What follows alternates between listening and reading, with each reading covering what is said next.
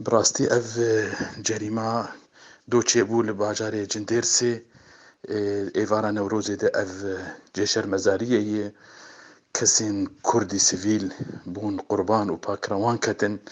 Ev tê ji aliyê ev dever Sûrî bi tevahî pêwîst e got çareserîk siyasî bê dîtin û her kes bigê mafê xwe û taybet milletê Kurdiyek ji wan û ev didi xuyakirin ev kiryarê giçê dibin li Efrîn û dervê Efrîn û her derê li ser coğrafiya Sûrî divê çareserîk siyasî bê dîtin û ev komê çekdar divê ji derkevin ji van bajara.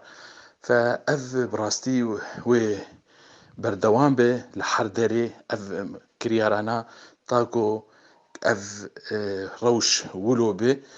Fe tê xwestin bi rastî û yanî got hevgirtin bive wek milletê Sûrî bi hev re û me dî baş bû.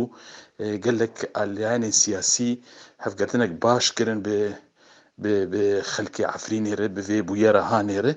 Ev tiştekî baş bû.